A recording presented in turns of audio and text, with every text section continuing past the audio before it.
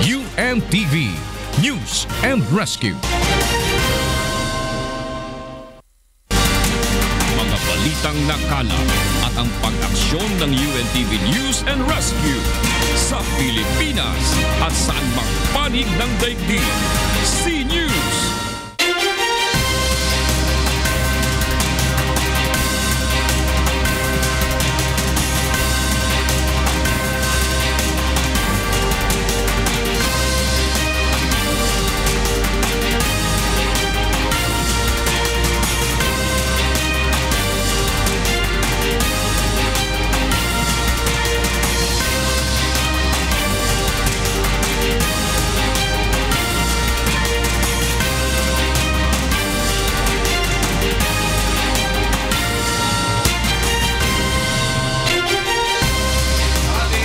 Mainit na balita ngayong tanghaling tapat. Naaksidenteng driver ng motorsiklo tinulungan ng UNTV News and Rescue Team. Kampanya laban sa droga, korupsyon at mga isyong nakaapekto sa mga ordinaryong mamamayan, sentro ng kanonang State of the Nation Address ni Pangulong Rodrigo Roa Duterte. Philippine National Police umaasang magtutuloy-tuloy na ang magandang relasyon sa mga militanteng grupo matapos ang mapayapang rally kahapon. Pagsunod sa rule of law, kaugnay ng sea dispute, isinulong ng Pilipinas Association of Southeast Asian Nations o ASEAN meeting sa Laos. Deactivated voters, hinikayat ng Commission on Elections na samantalahin ng mga natitirang araw ng voters registration upang ayusin ang kanilang record. Democratic National Convention nagsimula na sa gitna ng kontrobersiya. At mahigit 5,000 Bicolano na paglingkuran sa medical mission ng UNTV at MCGI. Magandang tanghali at una sa ating mga balita. Sa Bulacan, tinulungan na UNTV News and Rescue Team ang nakamotorsiklo na naaksidente sa Bukawi, Bulacan kanina madaling araw. Narito ang report ni Nestor Torres. Nirespondihan ng UNTV News and Rescue Team ang banggaan ng kotse at motorsiklo sa MacArthur Highway sa Barangay Lulumboy, Bukawi, Bulacan kaninang alauna ng madaling araw. Nagtamo ng gasgas sa muka, hiwa at sugat sa kaliwang kamay at binti at posibleng bali sa kaliwang daliri ang driver ng motorsiklo na si Eliezer Inte, 43 anyos at residente ng Navotas City. Matapos lapatan ng pangunang lunas ng UNTV News and Rescue ang biktima, ay tumanggi na itong magpadala sa ospital. Nangako naman ang driver ng kotse na sasagutin niya ang pagpapagawa ng nasirang motorsiklo ng biktima. Nestor Torres, UNTV News and Rescue, Bulacan. Nakahandang sumunod ang Armed Forces of the Philippines o AFP sa unilateral ceasefire sa mga rebelde na iniatas ni Pangulong Rodrigo Duterte sa kanyang SONA kahapon. Mula sa Camp Aguinaldo, may report si Rosalie Cos live. Yes, Rosalie. Magandang tanghali, Flor. Buo ang suporta ng Armed Forces of the Philippines sa malaking deklarasyon na ginawa ni Pangulong Rodrigo Duterte kahapon sa kanyang State of the Nation Address o SONA. Ayon sa tagapagsalita ng AFP na si Brigadier General Restituto Padilla, susunod ang hukbong sandatahan ng Pilipinas sa tagumpili ng Pangulo na pagtigil sa pagtugis o paghabol sa mga miyembro ng Communist Party of the Philippines, New People's Army at National Democratic Front. Ganun pa man, mananatili pa rin nakaalerto ang mga tauhan ng militar upang ipagtanggol ang sarili laban sa mga pag-atake ng komunistang grupo. Umaasa ang militar na tutumpasan ng mga kaliwang grupo ang sinseridad ng pamahalaan na makipagpayapaan at tapusin ang dekadang tagal ng pakikipaglaban. Kahapon sa SONA ni Pangulong Duterte, hinikayat niya ang lahat ng mga Pilipino, partikular na ang mga Moro at mga miyembro ng rebeldeng grupo na tapusin na ang dekadang pakikipagbakan ng Pilipino sa kapwa Pilipino. Sa ika-20 hanggang ika-27 ng Agosto sa Oslo, Norway, nakatakda ang muling pag-uusap ng pamahalaan at CPP-NPA-NDF tungkol sa pangmatagalang kaperaang minimiti ng lahat ng mga administrasyong nagdaan. Flor? Rosalie Cos nagulat mula sa Camp Aguinaldo. Inatasan ni Pangulong Rodrigo Duterte ang Philippine National Police o PNP na mas paigtingin pa ang kampanya laban sa ipinagbabawal na gamot. Narito ang report ni Lea Ilagan. There will be no let up in this campaign. Double your efforts. Triple them if need be. Ipinag-utos ni Pangulong Rodrigo Duterte sa Philippine National Police ang mas maigting pang programa para masugpo ang problema sa illegal drugs sa bansa. Sa kabila ito ng patuloy na paglobo ng bilang ng mga napapatay na drug personalities na nasa 293 simula July 1 hanggang 24 base sa tala ng Philippine National Police. Nasa 3,749 ang naaresto habang nasa 129,753 naman ang sumuko at nasa 68,797 na ang nakakatok na bahay. Ayon sa Pangulo, ikulong o ibaon na lamang sa lupa hanggang sa kahuli-hulihang drug lord at drug pusher sa bansa. We will not stop until the last drug lord, the last financier, and the last pusher have surrendered or put behind bars.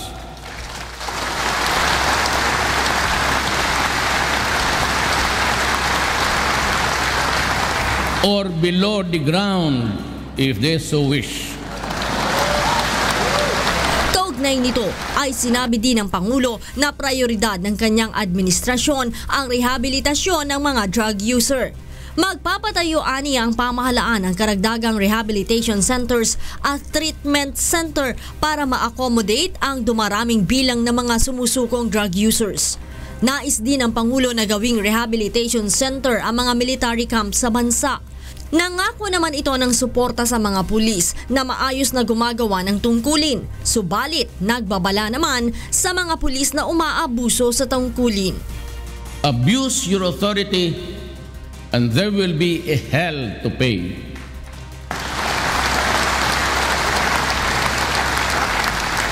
For you will have become worse than criminality itself.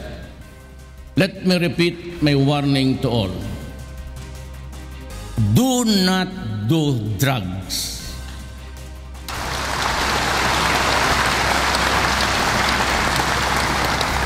Because you will be the solution to the drug crisis that has engulfed malawak the nation. Lea Ilagan, UNTV News and Rescue. Nagtiwala ang mga pulis sa pangakong mapayapang pagdaraos ng programa ng mga rallyista, kaya pinayagan naman itong makalapit sa batasang pambansang walang naganap na kaguluhan. Mula sa Camp Crame, nagbabalik si Lea Ilagan live. Lea! Magandang tanghali sa iyo, Lakay. Ang tiwalang ibinigay ng pambansang pulisya sa mga militanteng grupo ang naging susi para maging mapayapa ang katatapos na sona ni Pangulong Rodrigo Duterte. Ayon kay QCPD Director Police Senior Superintendent Guillermo Eleazar, hindi lamang ang mga pulis ang nagsikap na gawing payapa ang kauna-unahang pag-uulat sa bayan ng Pangulo, kundi maging ang mga rallyista na maaga pa lang ay maayos nang nagmarcha patungong batasan. Naniniwala si Eleazar na dahil sa respeto at tiwalang ibinigay nila sa hanay ng mga rallyista ay naiwasan ang mga marahas na engkwentro sa pagitan ng pulis at militante. Sa simula pa lamang naman aniya ng pakikipagdialogo nila sa leader ng mga militanteng grupo, bukas na ang komunikasyon kaya't naging maganda ang pag-uusap at pinahintulutan ang mga ito na makalapit sa batasan. Sinabi pa ni Eleazar na naglakas loob na silang ibigay ang higit pa sa hinihingi ng mga militante, pero tiniyak din naman nila na magiging secured ang paligid ng batasan complex. Kasabay nito umaasa ang opisyal na tumatayong ground commander sa zona na ito na ang simula ng mapayapang pagkilos ng mga militanteng grupo at ng magandang relasyon ng pulis at rallyista. Dagdag pa ni Eleazar, malaki din ang naitulong ni Chief PNP Ronald Bato de la Rosa na may magandang rapport sa mga militanteng grupo at pagiging credible na leader na iginagalang maging ng mga rallyista. Balik sa iyo, Lakay. Maraming salamat, Lea Ilagan. Nag-uulat mula sa Camp Crame. Nais ni Pangulong Rodrigo Duterte na lalo pa mapalago ang ekonomiya ng bansa. Ipinahayag din ni Pangulong Duterte sa kanyang kauna-unahang sona kahapon na ibababa niya ang income at corporate tax. Narito ang report ni Mirasol Abogadil. Ipinangako ni Pangulong Rodrigo Duterte sa kanyang kauna-unahang State of the Nation address na ipagpapatuloy at mas pagagandahin pa ang positibong nasimulan pagdating sa polisiyang pang-ekonomiya ng bansa. Sa mga nakalipas na taon, nakilala ang Pilipinas sa malagong ekonomiya nito na dulot ng maayos na pamamalakad sa pera ng bansa. We will achieve this through prudent fiscal and monetary policies that can help translate high growth into more and better job creation and poverty reduction. By the end of my term, I hope and pray to hand over an economy that is much stronger, characterized by solid growth, low and stable inflation, dollar reserves, and robust fiscal position. Ipinangako rin ni Pangulong Duterte na ipagpapatuloy ng kanyang administrasyon ang paghikayat ng mga investment sa bansa na makagagawa ng mga trabaho para sa mga mahihirap. Mas paiigtingin din ang pagpopromote ng ease of doing business o pagpapadali ng pagpapatayo ng negosyo sa bansa. At ang ikinatuwa ng lahat ay ang pagbanggit ng Pangulo na bababaan ng kanyang administrasyon ang buwis, hindi lamang ng mga manggagawa kundi maging ng mga negosyo. On taxation, my administration will pursue tax reforms towards a simpler and more equitable and more efficient tax system that can foster investment and job creation. We will lower personal and corporate income tax rate. Ilang taon nang isinusulong ng mga labor at business groups ang pagpapababa ng income at corporate tax sa bansa na isa sa pinakamataas sa Asia. Tiniyak naman ni House Deputy Majority Leader Miro Kimbo na magagawa nilang isabatas ang panukalang ito ng Pangulo. Nasisiguro ko na sa administrasyong ito ay maipapasa ang tax reform. Lahat ng aming pag-aaral pinapakita mas dadami ang mga negosyante and therefore mas tataas ang tax collection dahil mas maraming nagnenegosyo sa ating bayan. Mirasol Abogadil, UNTV News and Rescue. At samantala pinahayag sa unang State of the Nation address ni Pangulong Rodrigo Duterte na prioridad ng gobyerno ang industrialisasyon at hindi siya sasang-ayon sa alinmang makakahadlang dito. Mula sa Quezon City, may report si Yoshiko Sata live. Yoshiko. Magandang tanghali sa iyo, Lakay. Gaya ng inaasahan, nabanggit sa State of the Nation address ni Pangulong Rodrigo Duterte ang tungkol sa Paris Climate Change Agreement. Ayon sa Pangulo, prioridad ng kanyang administrasyon na matugunan ng global warming. Subalit kailangan aniyang patas at tama ang kasunduan. Binigyan diin ni Pangulong Duterte na kailangan ng industrialisasyon at hindi siya basta sasang-ayon sa alinmang makahahadlang dito. Tiyak ang Pangulo na magkakaroon ng malalaking makinarya sa bansa kaya't mangangailangan ng enerhiya na magmumula sa mga coal. We need to industrialize. We need the power. And therefore, the emissions would also be considered. I just can say if I establish 5 economic zones here and you start to say that you're spewing so much carbon footprints, mahirap yan. I mean, it's hard. I cannot just agree on anything that will delay. I'm only good for 6 years. And tend to do something during my term. Now, I'm sure that the heavy machineries would come in and even the power. Cheapest is coal. Binanggit din ni Pangulong Duterte ang insidente kung saan kinausap siya ng isang foreign ambassador tungkol sa Paris Agreement. Una nang ipinahayag ng Pangulo na hindi nito kikilalanin ng Paris Agreement dahil malilimitahan nito ang industrialisasyon ng bansa. Subalit sinabi niyang handa pa rin siyang makipag-usap upang linawin kung ano talaga ang mangyayari sa kasunduan. Yan muna ang latest, balik sa iyo, Lakay. Maraming salamat, Yoshiko Sata mula sa Quezon City. Sang-ayon si Vice President at Housing and Urban Development Coordinating Council Leni Robredo sa pahayag ni Pangulong Rodrigo Duterte na dapat ay may maayos na relokasyon ang mga illegal settlers bago i-demolish ang kanilang mga bahay. At mula sa Quezon City, may report si Grace Casin live. Magandang tanghali sa iyo, Grace.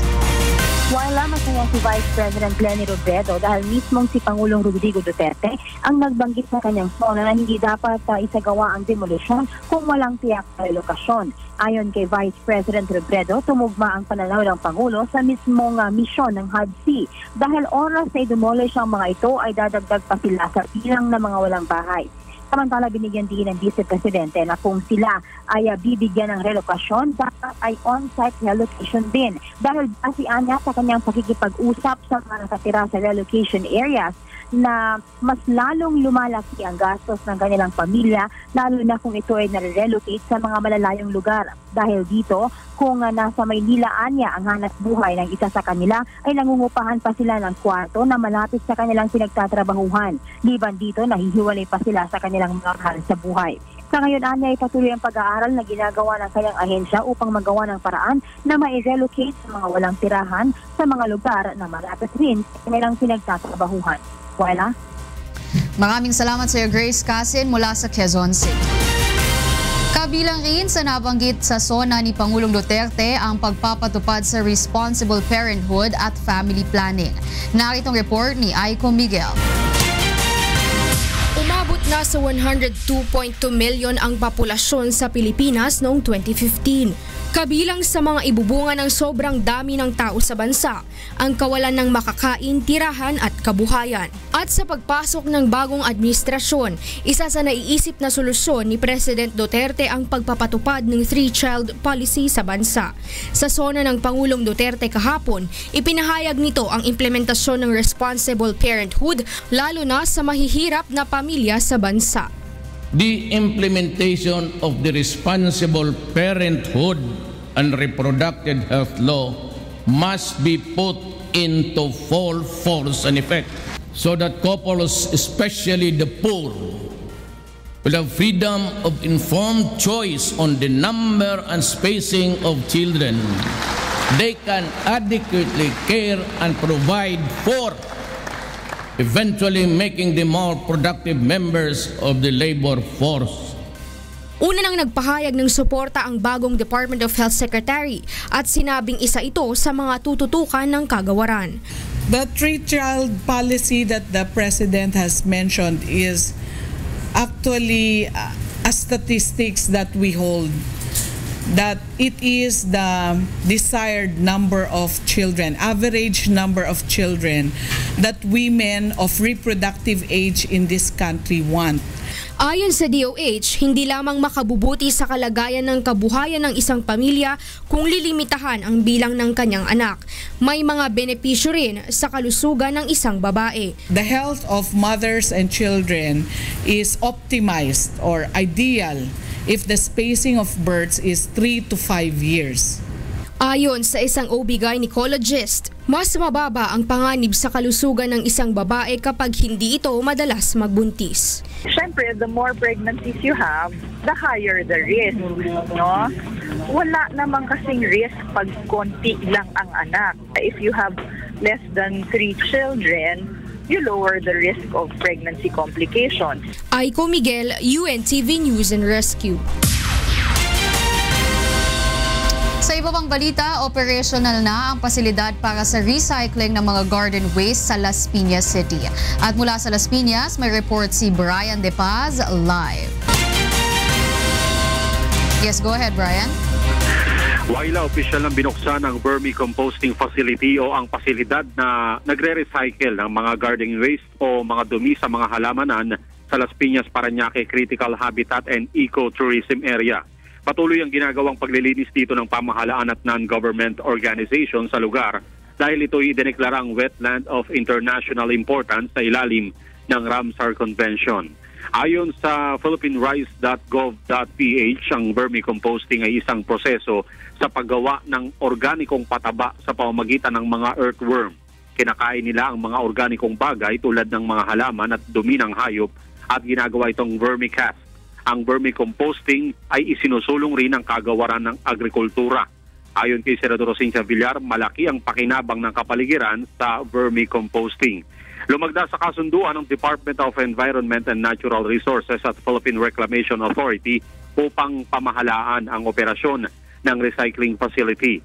Ang vermicomposting structure ay donasyon naman ng Villar Social Institute for Poverty Alleviation and Governance. Ang pagbubukas ng vermicomposting facility ay kasabay rin ng paggunita sa International Mangrove Action Day at National Disaster Consciousness Month ngayong araw. Ayon kay Senador Villar, benepisyo ng kapaligiran kapag may maayos na recycling waste dito bilang pagtupad sa International Solid Waste Management Law. Hiniling rin ng Senador na lagyan ng line item budget ang Lapapatseya sa DENR proposed budget para sa 2017. Balik sa iyo, Waila. Maraming salamat sa iyo, Brian De Paz, mula dyan sa Las Piñas. Susunod sa C-News. Democratic National Convention nag-umpisa na sa gitna ng kontrobersiya. 15 patay, mahigit 40 sugatan sa stabbing attack sa Tokyo, Japan. Lalaki patay sa pamamaril sa Maynila dahil sa away trapiko. Dole, may bagong approach upang maresolba ang inirereklamong mababang sahod ng mga empleyado sa Bohol. Olympic hopeful ng Egypt sa javelin throw event bumagsak sa doping test. At mahigit 5,000 Bicolano na paglingkuran sa medical mission ng UNTV at MCGI.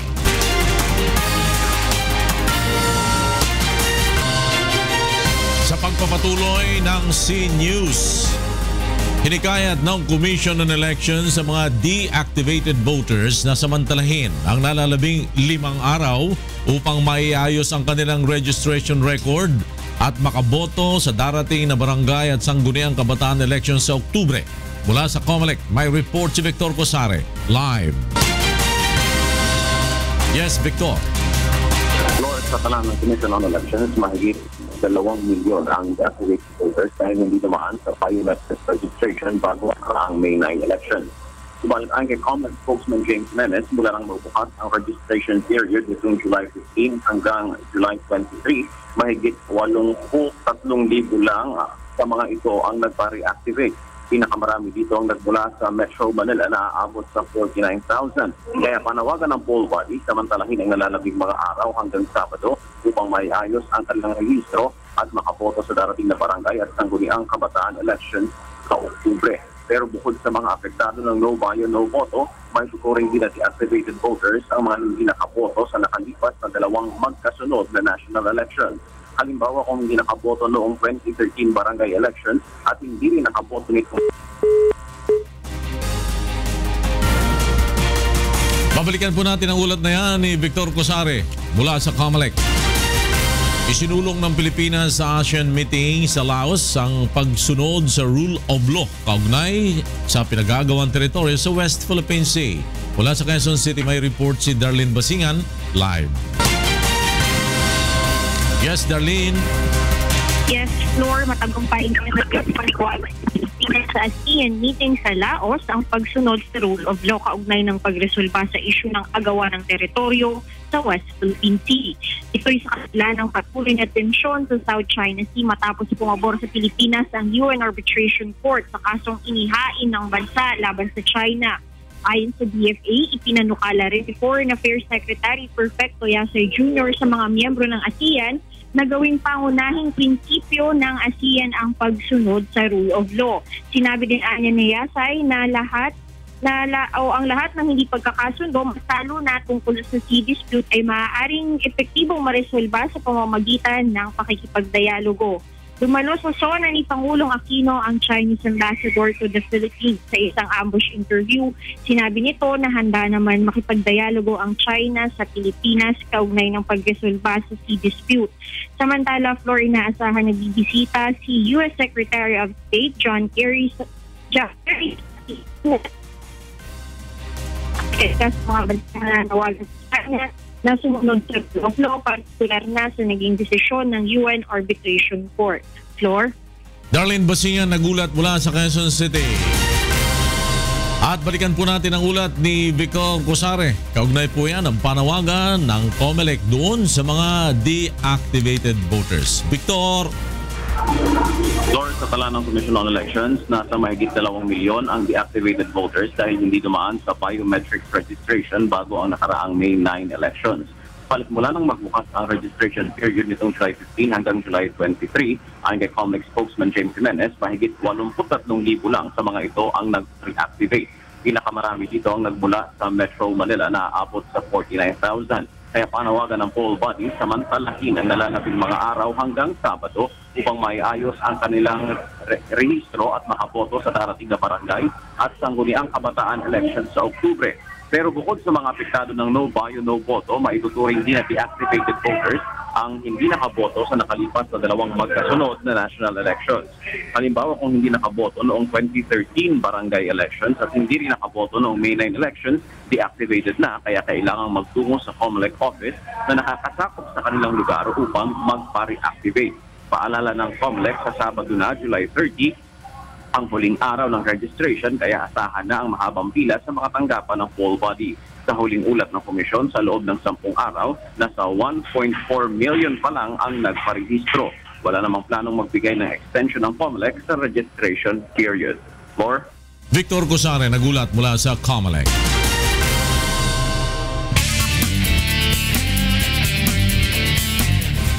Binaril at napatay ang isang lalaki dahil sa away sa trapiko sa Maynila. Narito ang report ni Benedict Galazan. Dead on the spot ang biktima na kinilalang si Mark Vincent Heralde, 35 anyos, matapos barilin ang di pa matukoy na sospek sa Picasal Street, Quiapo, Manila, mag-aalas 10 kagabi. Base sa kuha ng closed-circuit television camera ng Barangay 385, tila nagtatalo ang biktima at ang sospek na sakay ng kotse. Nilapitan ng sospek si Heralde at saka sinuntok, kaya nauwi sa suntukan at nagpambuno ang dalawa. Makalipas ang ilang minuto, naghiwalay ang dalawa at bumalik sa kanyang kotse ang sospek. Ang biktima naman ay kinuha ang kanyang bisikleta. Subalit nang papaalis na si Mark Vincent, bumaba ng kotse ang sospek na may dalang baril at paglapit sa biktima ay pinagbabaril. Nasuntukan na talo yung driver. Kaya yung driver pumasok sa loob. Pagpasok sa loob, yung nakabisikleta lumakad na. Tapos nilapitan yung driver nung binaril yung nakabisikleta. 4 na putok ng baril ang narinig ng mga residente. Na-recover sa crime scene ang 4 na basyo ng kalibre 45 na baril at isang slug. Isang college student naman ang tinamaan ng ligaw na bala matapos ang pamamaril. Sa inisyal na investigasyon ng pulisya, away sa trapiko ang pinagsimulan ng krimen. Bigo namang makuha ang plate number ng kotse, pero isang witness ang hawak ng mga otoridad na nakatanda sa mukha ng sospek. Benedict Galazan, UNTV News and Rescue, Manila.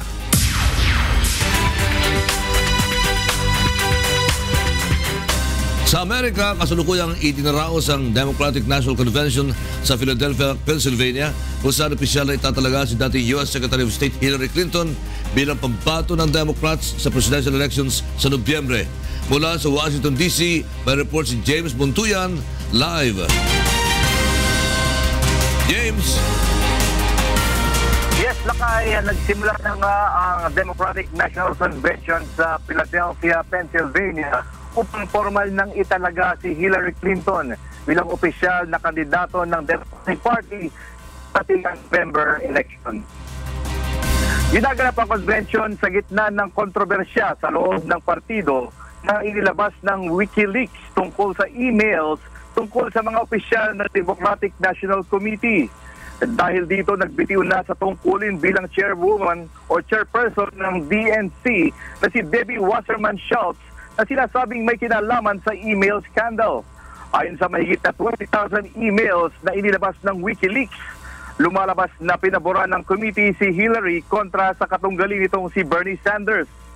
Ang mga opisyal ng Democratic Committee sa pangunguna di umano ni Schultz ay gumawa ng blueprint plan upang masiguro na si Hillary Clinton ang makakuha ng nominasyon ng partido at hindi si Sanders.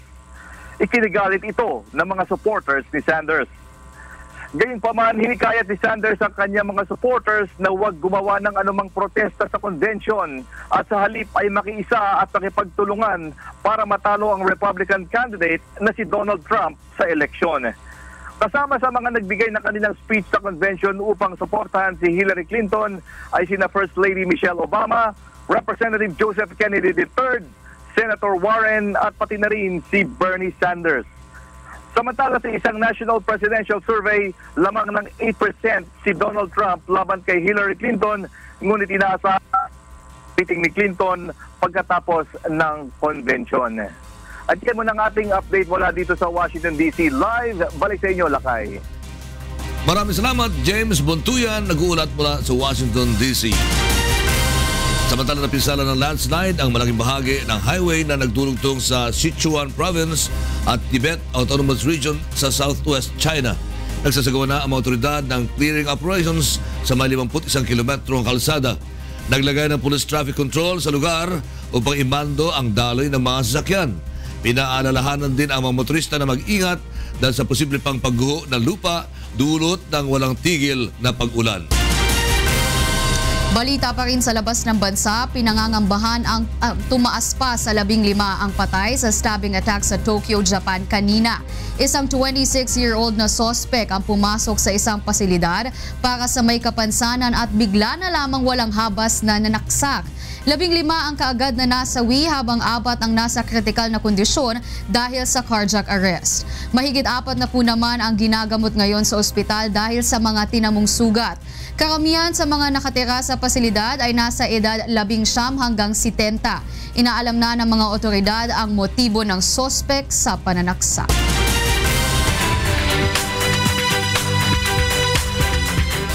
Reresolbahin ng Department of Labor and Employment o DOLE ang mababang sahod ng mga empleyado sa Bohol. Naritong report ni Gladys Toab. Maraming empleyado ang nagtitiis sa mababang pasahod para lamang mairaos ang pangangailangan ng kanilang pamilya. Gaya ni Elizabeth na tumatanggap ng 280 pesos na sweldo bilang contractual worker na mas mababa kumpara sa 310 pesos na minimum wage sa Bohol. Gustuhin man niyang humanap ng trabaho na mas angkop sa natapos niyang hotel and restaurant management course ay hindi niya ito magawa dahil siya ang breadwinner ng pamilya. Mahirap talaga dahil kung pwede lang yung pamilya mo yung lahat ng mga pangailangan nila i-provide mo. Sana magkaroon sila ng karagdagang action na maging minimum rate ang aming salary. Ayon kay Herman Goydabin, ang officer in charge ng DOLE Bohol, marami silang natatanggap na reklamo tungkol sa mga kumpanyang nagbibigay ng mas mababang sahod kumpara sa itinakdang minimum wage ng batas. Ngunit hindi ito nareresolba dahil natatakot ang mga complainant na mawalan ng trabaho kapag nalaman ito ng kanilang employer. Bilang tugon, magpapatupad ang DOLE Bohol ng bagong paraan upang makausap ang mga empleyado at kumpanyang inirereklamo upang kapwa maproteksyonan ang kanilang mga karapatan. That's what we call single entry approach. Once they file the request for assistance, we will call both parties to a conference. We will meet them and we will hopefully agree into a settlement during that conference. It is proven that they really violated general labor standards. Then the office will issue an order ordering them to comply with their deficiencies, violations. May proseso yan.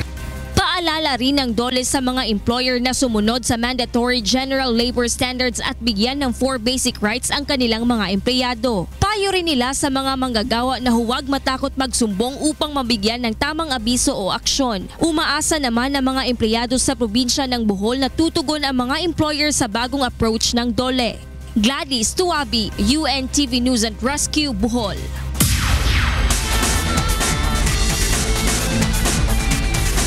Tumako po tayo sa palakasan. Nag-ensayo muna ang mga soccer star ng Mexico bago tumulak na patungong Brazil para lumahok sa 2016 Rio Olympics na sisimulan sa August 5 hanggang 21.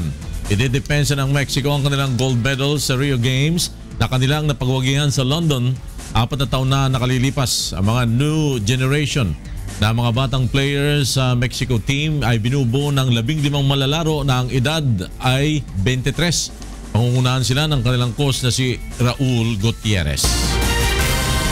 Sinuspindi naman ang Olympic hopeful na si Ihab Abdelrahman ng Egypt matapos na bumagsak sa doping test. Si Abdelrahman, 27 years old, ay silver medalist sa men's javelin sa World Championship ng nakaraang taon. Nagprotesta si Abdelrahman sa ginawang pagsuspindi sa kanya sa pamamagitan ng television interview. Ayon sa Anti-Doping Authority, nagpositibo si Abdelrahman noong Abril sa A sample na kanyang ibinigay. Samantala, alamin natin ang latest sa lagay ng panahon mula kay Ray Pelayo na nasa Pag-asa Weather Forecasting Center. Go ahead, Ray. Magandang tanghali po sa ating mga kasambahay. Malaking bahagi ng ating bansa makakaranas po ng magandang lagay ng panahon. Lamang po dito sa may Mindanao kung saan magkakaroon po dyan ng makulimlim dahil magkakaroon po ng mga light to moderate rains dulot po nitong Intertropical Convergence Zone. Ito po ay pinaka-breeding ground ng tropical cyclone o ng LPA. Kaya ayon po sa Pag-asa, maaari po na this week ay may mabuo na isang low pressure area dyan po sa may dagat Pasipiko at kanila pong monitor kung ito po ay makaka-apekto sa ating bansa sa mga susunod pong araw.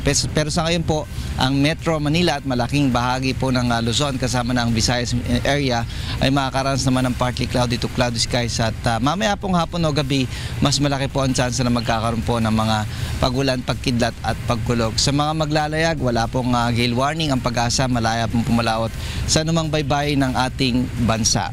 Yung ating ulat panahon, balik sa inyo dyan, studio. Maraming salamat sa iyo, Ray Pelayo, mula dyan sa Pag-asa DOST.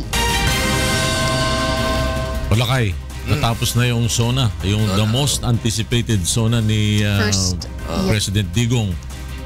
Sa inyong dalawa, matanong ko kayo, para sa inyo lang ano yung pinakamalakas ang dating sa inyo doon sa mga binanggit niya?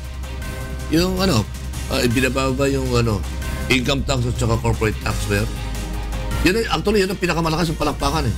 Saka yung yung ceasefire between tatamaan na yung lahat kasi Yun yung for me. Ceasefire yun. Yes, ayun. Ako sa akin naman, yung kasama na rin yung yung sinabi niya na yung talagang pangmasa siya yung kailangan meron muna ng relocation site bago i-demolish yung yung mga squatter. Kasi sa pamamagitan noon, mawaiwasan yung labanan yung lalaban sila ganun.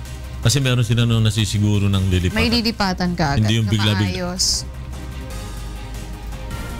Yan po ang mga balitang aming tinutukan at inaksyonan.